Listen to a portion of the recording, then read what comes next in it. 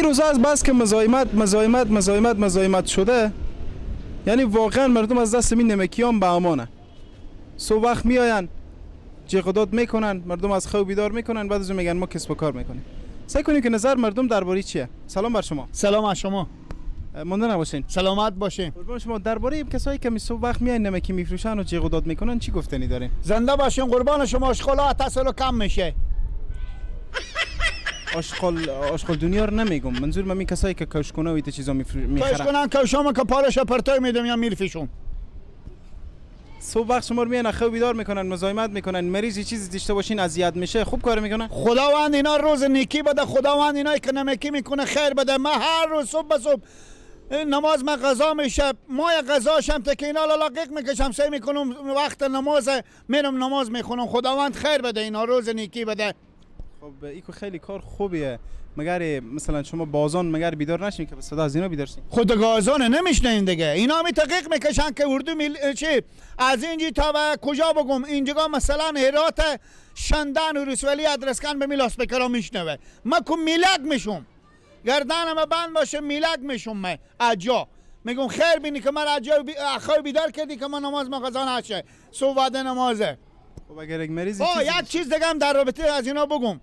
بعضا برادرها خدا باز هم اینا رو خیر بده که از مولوی صاحب که آذان میدم اینا زودتر میایم به بازار. ها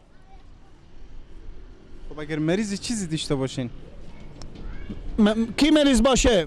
مثلا فامیل شما یک مریض چیزی داشته باشن، صبح اینا میگین قبل از آذان میاد. اصلا نفتک و نویری شما مریض باشه. ما شکر مریض نداریم. نفتک و نویری شما کسایی که تذکره دارم و ندارم مریض باشه. فکر کنم شما از تاچک رخصتین. نه ما مکتب بخوندم نگه، گفتم امروز تعطیلی، چند روز تعطیلی به خاطر رخصت نشدم. نه تشکر از شما. خوبه. روز شما بخیر. زنده باشین.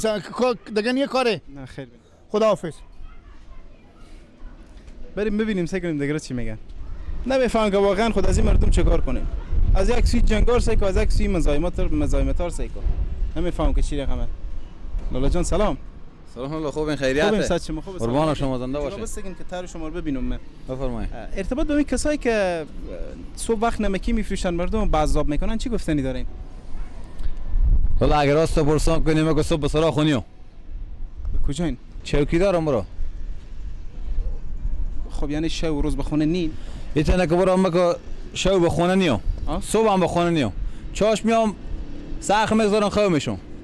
یعنی بازم خدا خیر بینه که اینمی جغجغات صدا از اینمی نون خوش کش کنه صدا میکنن که حداقل من بیدار میکنن که از خواب بیدار شون که بفهم بازم سر تای میخوام آماده به کار باشم. یعنی چاش تم میان شما بیدار میکنن؟ بله خدا خیر بدین. خب شما گوشی چیزی ندارین زنگ ساعت رعایت کنین؟ مگر به زنگ از اینا شما به نماز و به چوکیداری بیدار به زنگ ساعت و اینا به ساعت گوشی اینا ما اصلا بیدار نمیشم. اینا همین صدای دارم. خب خدا اینا خیر بده که تا به جایی که حد امکان دیگه خوب بلنگو به صدا از اینا نرسه. جان شما لا والا گفتنی شما همین بود دیگه. بله برو.